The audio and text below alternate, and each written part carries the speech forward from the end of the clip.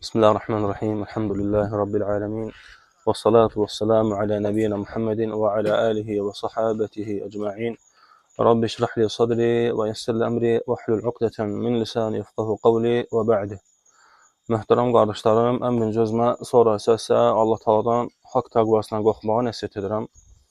Və o təqva ki, Allah Taala onu əmr eləyib, özündən qorxmağı əmr eləyib, gizlində və aşkarda qorxmağı əmr eləyib özündən və xüsusilə də gizlində Allah Taala'dan qorxmaq. Yəni Allaha gizlində sadiq olan aşkarda da sadiq olur. Amma ola bilsin ki, insan Rəbbinə aşkarda sadiq olsun, yəni Allah Taala'dan aşkarda qorxsun, amma gizlində isə Allaha xain olsun. Və Allah Taala'dan istəyirəm ki, biz o təqvalardan, yəni gizlində və aşkarda Allah Taala'dan qorxanlardan eləsin. Və qardaşlarım, bir mühüm məsələyə toxunmaq istəyirəm. Hansı ki, o məsələ ki, insanı ucaldır və həmin mühüm məsələnin səbəbi ilə insan alçala bilər. Yəni ucalıq da onun səbəbi ilə ola bilər, insanın zəlil olması da onun səbəbi ilə ola bilər. O da həyadır. Çünki Peyğəmbər sallallahu aleyhi ve sellem buyurdu ki, əgər utanmırsansa, yəni həya eləmirsənsə, nə istəyirsən elə. Yəni bu onu göstərir ki, həyası olmayandan hər şey gözləmək olar. Həyası olmayan Allaha şərik də qoşar. Həyası olmayan Allaha və Rasuluna küfr eləyər. Həyası olmayan özündən başqalarına da hər şey eləyər. Çünki Peyğəmbər sallallahu aleyhi ve sellem buyurdu ki, nə istəyirsən elə. Çünki həya imandandır. Və Allah Resulü Muhammed sallallahu aleyhi ve sellem buyurdu ki, həya da imanın şöbələrindəndir. Yəni, həyası olmayanın imanı. Çünki həya elə bir neymətdir ki, əslən İslam olmamışdan qabaq da, hətta qeyri-müsəlmanlarda var idi. Hətta qeyri-müsəlmanlarda var idi həya. Yəni, insanın özünə və həyanın da təbii ki, öz mərtəbələri var. Həyanın da öz şöbələri var. Yəni, hansı əməl həyadan sayılır və s. Hətta insan iman gətirmədiyi halda da həyalı ola bilər. Yəni, fərzən bir insana iman gətirdiyi halda həyası yoxdur. Və bu da həyanın olmaması zərər vurur cəmiyyətə. Hətta insanın özünə. Çünki hərdən görürsən, bəzi qardaşlar şikayətlənirlər. Hərdən görürsən, bəzi həyasında, ədəbində, yəni əxlaqında bəzi problemi olan qardaşlar, qardaşlarının onlara qarşı soyuq münasibətinə şikayətlənirlər ki, filan qardaşlar bizlə münasibət soyuq saxlayırlar. Filan qardaşlar bizlə məsafə saxlayırlar. Qardaşım, bu təbiidir. Əhl-i sünnə üsullar üzərində yaşayan bir qövmdür. Yəni, qaydaların üzərində yaşayan bir qövmdür. O qaydalar ki, səni Allaha və Rasuluna yaxınlaşdırır. Allaha itaat yaxınlaşdırır. O qaydalardan biridir, vələ əvvəl bara. Yəni, insanın dost-düşmən məsələsi. Yəni, dost-düşmən deyiləndə təkcə müsəlmanlarla kafirlərin arasında olan məsafələrdən danışılmır. Dost-düşmən məsələsi müsəlmanların arasında tətbiq olunur. Sənə xeyri verən müsəlmanla sənə zərər verən müsəlman eyni deyil. Həyalı olmayan bir müsəlman sənə xeyri verə bilər. Mümkün deyil. O adam ki, Peyğəmbər sallallahu deyib ki, sallallahu aleyhi ve sellem buyurdu ki, nə istəyirsən elə, nə istədiyini eləyə bilən adamla sənə xeyir mi gəlir? Həmən insan tərk olunduğu zaman o niyə inciməlidir axı? Ona görə də qardaşlarım, yəni insan yalnız və yalnız bu hədisləri biz cəm eləsək, toplasaq, istər kitabı, yəni Allahın kitabını və istərsə Muhammed sallallahu sünnəsini cəm eləndə görəcəyik ki, Allah Taala bizə nəinki kafirlərlə, yəni qeyri-müsəlmanlarla məsafə saxlamağı və yaxud da onlarla müamilə eləməyi və həmçinin də bizə müsəlmanlarla da arada onlara uyğun şəkildə müamilə eləməyi bizə əmr edib. Çünki sənə fayda verənlərə yaxınlaşmalısın. Əsl budur. Çünki insan əslən zəifdir. Elə insan ola bilər ki, o elm tələbində zəif olsun, amma ibadətlərdə güclü olsun. Elə insan ola bilər ki, elm tələbində güclü olsun, amma hər hansı bəzi sünnələrdə zəiflik olsun. Və hər bir xeyirdə güclü olan müsəlmanlar bir yerə gələndə bir cəsəd kimi olurlar. Yəni, bir-birlərinə kömək edir. Yəni, elmi olan, elmi az olub, ibadəti çox olana kömək edə bilər. İbadəti çox olub, elmi az olan, başqalarına öz bildiyi ibadətlərini danışıb onlara fayda verə bilər. Və bu onu göstərir ki, insanda nə xeyir varsa, xeyirlər bir yerə yığılışanda, xeyirlər birlikdə cəm olanda, bir-birlərinə fayda verirlər.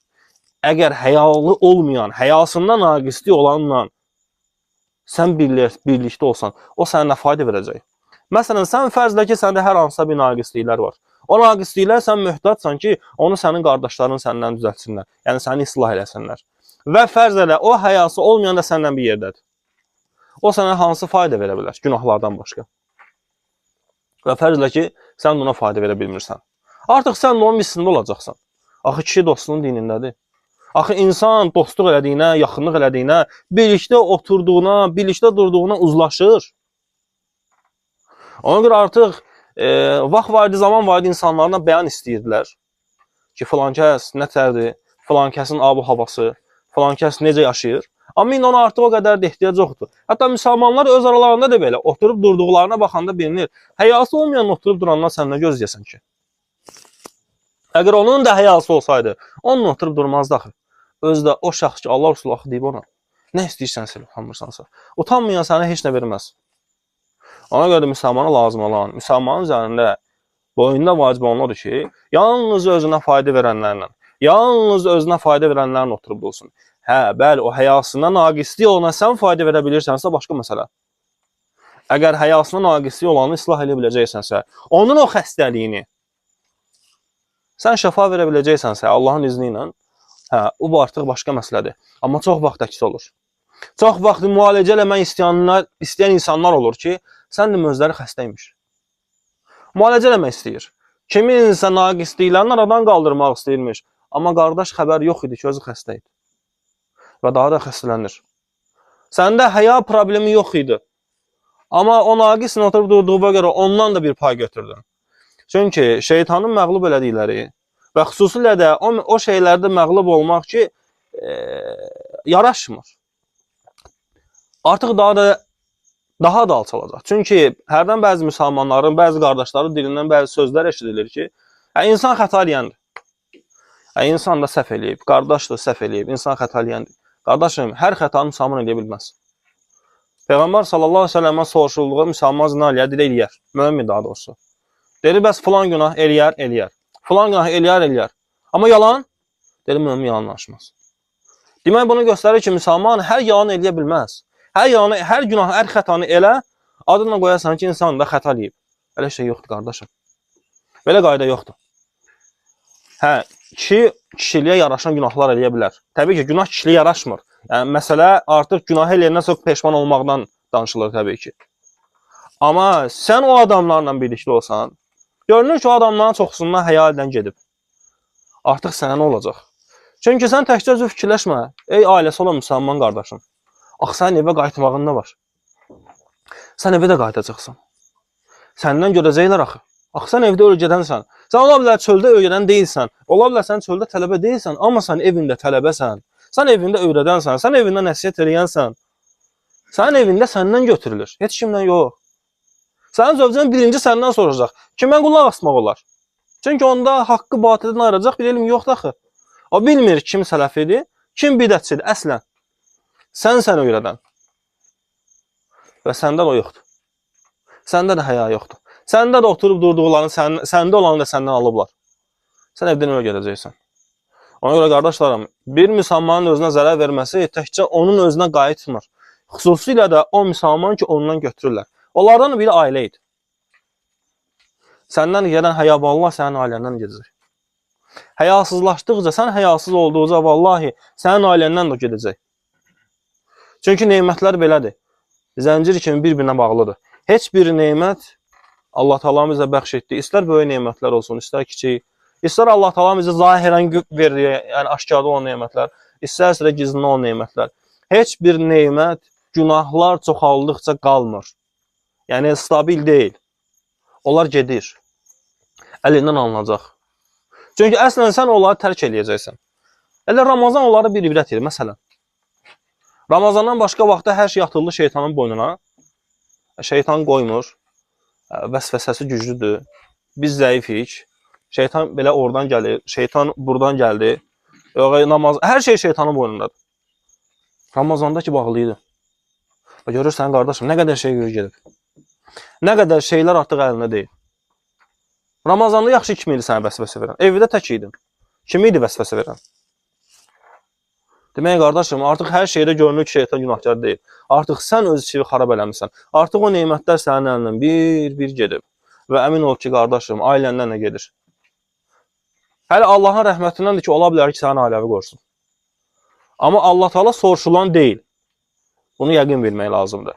Allah soruşulan deyil. Yəni sən Allah Taaladan qiyamət günü soruşa bilməyəcəksən. Ya Rab, niyə mənim ailəmlə getdi axı? Allah soruşandır. Ona görə Allah biz imtahan edə bilməyəcəyik. Əgər bu olmayacaqsa qardaşım, insan öz oturduğuna, durduğuna, xüsusilə də o məsələlər ki, həya ilə əlaqədardır, ədəblə əlaqədardır, əxlaqla əlaqədardır, müsəlman bu məsələlərin üzərində ehtiyatlı olmalı, diqqətli olmalıdır. Çünki həyası, ədəbi olmayanların yanında olanlar da ona nisbət olunur. Və həya da, ədəb də, əxlaq da zahiri olan ibadətlərdəndir. Zahirdə olan ibadətlərdəndir və dəvətdir. Çünki insanlar əslən baxanda sənə, səndə nə qədər elm var onu bilmir. Hər birimiz Allahın dininə dəvət edən dəvətçiyik. Hər bir kəs Allahın dininə dəvət edən dəvətçidir. Və zahirən insanlar səni çöldə görəndə, onlar bilməyəcəklər sən nə qədər Quran əzbər bilirsən, sən nə qədər hədis əzbər bilirsən, sən nə qədər kitab oxumusan, sən nə qədər dərslərdə iştirak edib faydalanırsan. Vallahi insanlar bunu bilmir. O kəslər ki, sənin dəvətinə ehtiyaclıdırlar, özləri ehtiyacları, özlərini hiss etməsələr də, onlar bunu vallahi bilmirlər. Onların bildiyi bir dənə şey var. Sənin özünə parmağın, yəni ədəb, sənin həyavı. Onların bildiyi yalnızca budur. Filan qardaş var, filan namaz qılan var. O nətər oturur. O insanların oturana nətər gülür. Onun yanında kimsə boş-boş lağlağı zarafat eləyəndə o namaz qılan neyinir? Vallahi görünən budur. Başqa heç nə görünmür. Sənin qəlbin görünmür. Heç sənin qəlbinə iman gətirən qardaşların görünür. O ki qalmışdılar. Qəlbləri görən yalnız Allah Taala'dır. Onun baxdığı yerdə ora. Bizim baxdığımız və insanların baxdığı yer isə sənin zahirindir. Və bu da dəvətdə ola bilər ki, böyük bir nemət olsun, yəni sənin həyalı olmağına, ədəbli olmağı. Bu ola bilər də ki, zərər olsun. Və zərər olsa, qardaşım, bu yük üstünə artıq yükdür. Çünki öz ədəbini, əxlaqını qoruyub Allahın dininə dəvət eləyənin dəvətini sən artıq məhv edirsən. Sən ədəbsiz məhv edirsən. Sən həyası olmayan məhv edirsən. Çünki insanlar, adam var ki, qardaşlarımız var ki, Allah üçün səbr edirlər.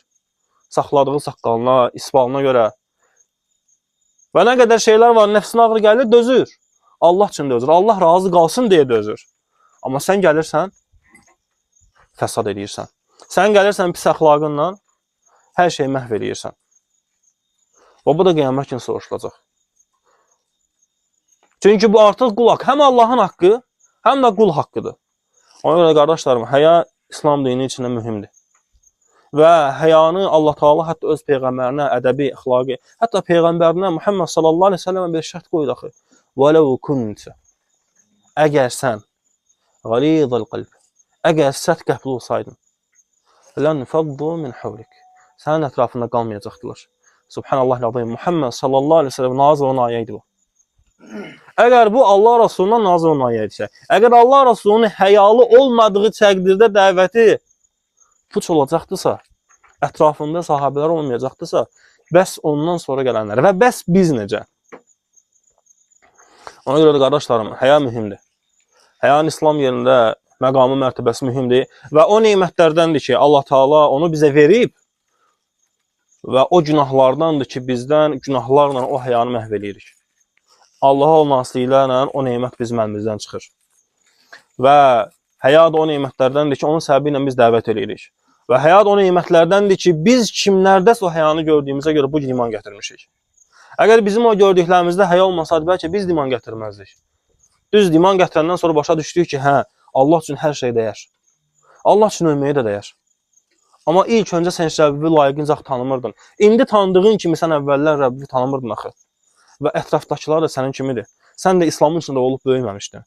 Səni də dəvətlərlər, sən də baxdın. Sən də kimsə necə oturursa, necə durursa ona baxdın. Kim necə yeməyini yiyirsə ona baxdı, iman gətirdin. Axı sən də insanlara, sənə dəvət edənlərə qarşı adi sözlər deyirdin. Vallahi sən də deyirdin. Amma səbirlərlər. O qardaşlar həya göstərirlər, əxlaq göstərirlər. Ona görə səbəb olub sən iman gətirdin. Və bu bizim boynumuza da vacibdir, qardaşlarım. Və Allah Taala'dan istəyirəm ki, bizi həyalılardan eləsin. Və o həyalılar ki, Allah onlardan razıdır. Və Allah Taala'dan istəyirəm ki, bizim ətrafımıza xeyirliləri, Allahdan qorxanları, gizlində başqalarda qorxanları bizim ətrafımıza cəm eləsin. Və bizim dostlarımızı, qardaşlarımızı, yaxınlarımızı salihlərdən eləsin. Və bizi də salihlərdən eləsin. Və Allah Taala bizə bildiklərimizə əməl etməyi və bilmədiklərimizi də Allah Taala'dan istəyirəm ki, bizi öyrətsin. Və o bilmədiklərimizi öyrəndikdən sonra ona əməl etməyi Allah Taala bizə müvəffəq eləsin. Və bizi də ailələrimizi qorusun və bizdən sonra gələnləri Allah Taala müttəqilərin imamlarından eləsin. Allah Taala müsəlmanları qorusun, müsəlmanların övladlarına, ailələrinə şəfa versin, xəstələrinə. Çünki Allah Taala şəfa verəndir və Allahın vermədiyi şəfadan başqa da heç bir şəfa yoxdur. Və Allah Taala bütün müsəlmanlara, çətinlik içində olan müsəlmanlara yardım eləsin. Və o müsəlmanlar ki, nemətlər içərisindədirlər, Allah Taala'dan istəyirəm ki, onlara təqva versin ki, o nemətlərin onlar qədir qiymətini bilsinlər və Allaha şükür etsinlər. Allah ölkəmizi qorusun, müsəlmanları qorusun və kim ki bizə və bu ölkəmizə və başqa müsəlman ölkələrə zərər istəyirlərsə, silah qaldırırlarsa, Allah onları silahlarını öldürsün. Əmzin Allah beylər və sallallahu aleyhi nəbiyyina Muhammedin və alə alihi və sahabətihi əcmain.